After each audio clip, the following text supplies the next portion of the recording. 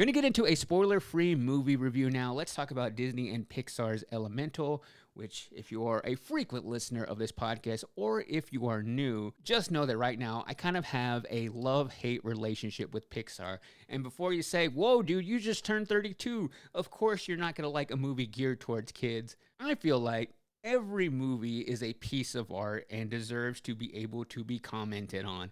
That is what I do. I watch and I review movies, whether it's a big horror movie, whether it's a high-flying action movie, or whether it is a movie primarily geared towards kids. I think there should be something for everybody, and every piece of art has the right to be discussed. And that is what I do on this podcast. So, yes, it may be a movie geared towards kids, and I know I am not the primary demographic for a Pixar movie like this, but I also know what made those original movies great, what I was inspired by as a kid. Don't have kids myself, but I'm speaking to 10-year-old, 8-year-old movie Mike, what he loved in Pixar movies and what I've seen in their trends over time. I just feel like as of late, their imagination is kind of fizzled out, and they are not only retelling the same stories, which I think is fine. I think the same stories can be retold so that kids now can learn the things I learned as a kid with new characters. That is fine. You can do that. But Pixar, in particular, has always been at the cutting edge of animation and storytelling. And in the last really 3 years, in all the movies they've come out with, haven't pushed the envelope, and they become so much more abstract that I'm not really able to grasp on to the story, to the characters, and they don't really leave a lasting impression that I would have wanted as a kid. So that is the perspective I am coming from. Somebody who wants these movies to be as magical now. Maybe they are to some kids, but I really think our children deserve better. I'm looking out for the kids, y'all, because I know someday my future kids, I want them to experience and have a childhood like me when it comes to movies, and I don't think it is there right now, but I think they can get back. Will this be the movie to do it?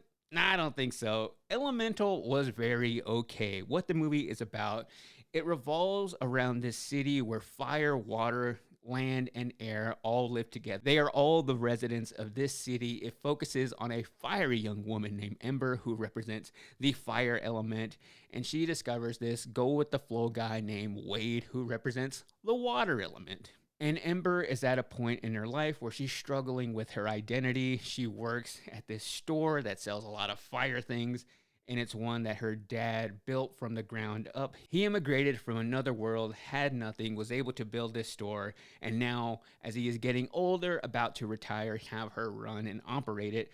The problem is, she has never had a successful day at running the store, and Ember has a problem with her temper. Anytime a customer gets under her skin, she explodes with rage and fire goes everywhere.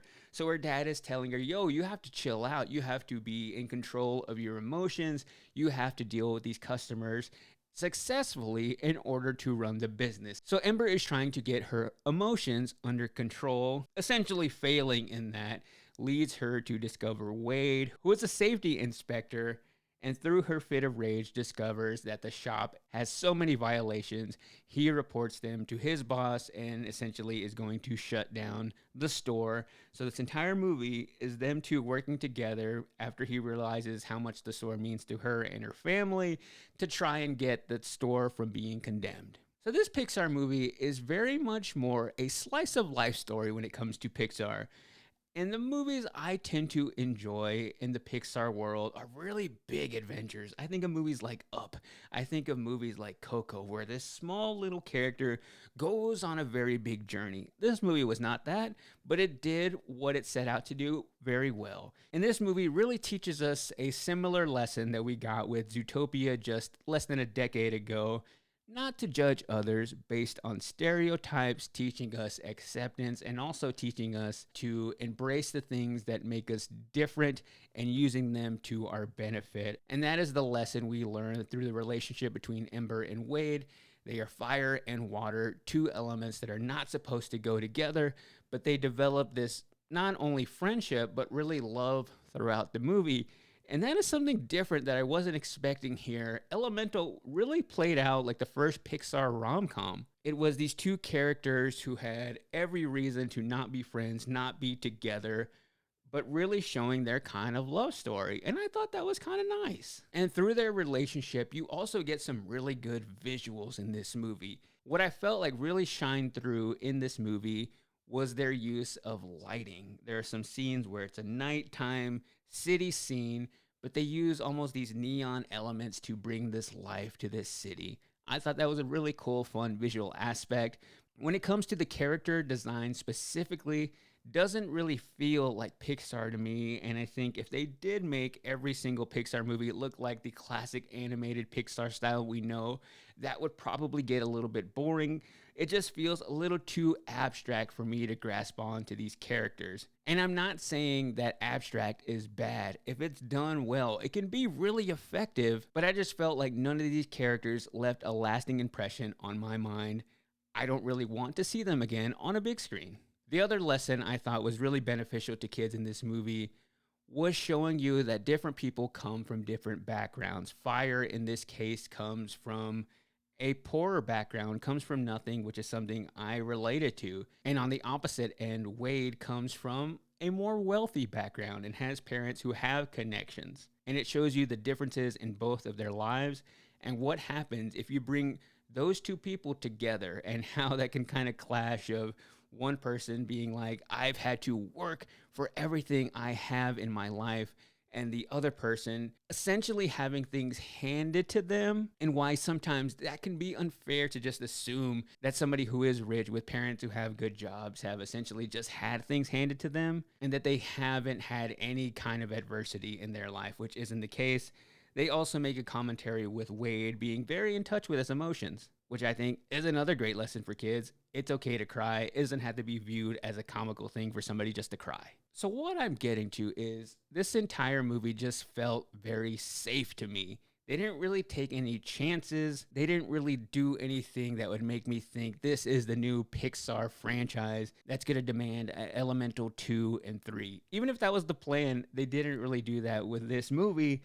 And within the first weekend at the box office, it would be considered a flop because they spent $200 million on this movie when everything was said and done. So that's not only with the production costs in this movie, but also with marketing, which I find kind of crazy that they spent that much money on marketing when really I felt like they did kind of a bad job with it. The trailer itself did not give me a sense of the story. The first time I saw the Elemental trailer, I wasn't in. I had no idea what it was going to be about.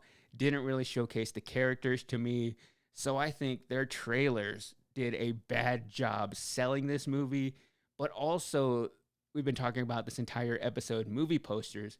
The movie poster was just the water hand and the fire hand wanting to touch. Again, doesn't really tell you a whole lot about the story.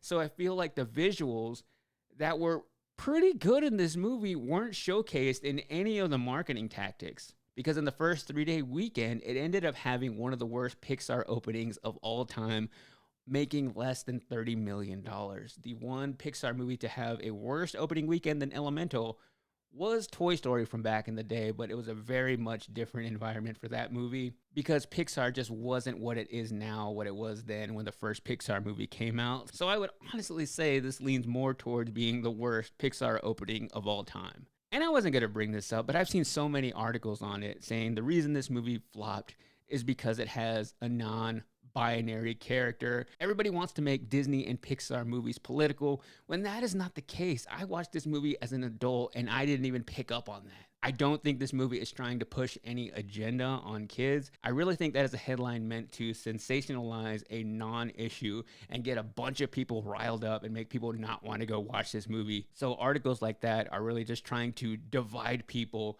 and create this kind of hysteria that Disney is awful and Pixar is awful for some political reason.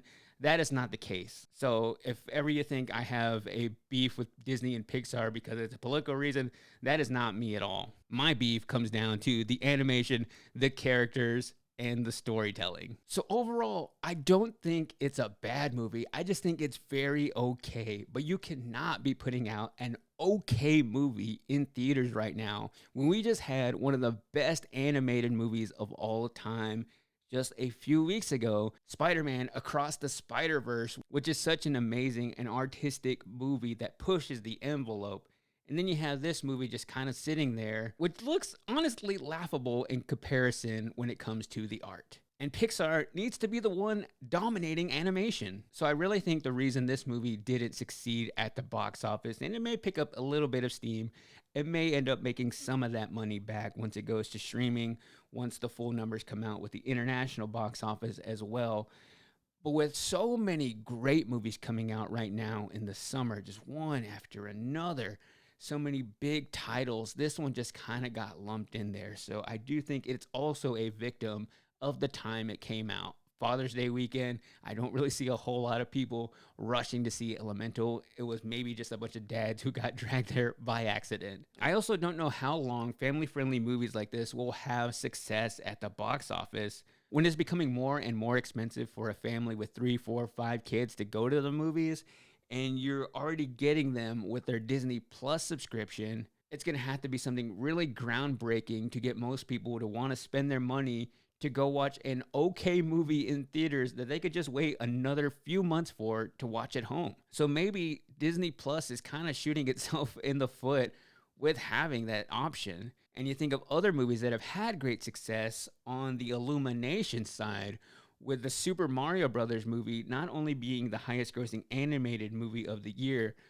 but at crossing the $1 billion mark is just the highest grossing movie overall. And look at what they did great. They had a bigger, well-known cast. They had a much more fun trailer, movie posters. There was so much more hype around that movie. But of course, they also had a legacy game, one of the most famous video games of all time, probably the most iconic video game character we will ever know with Mario.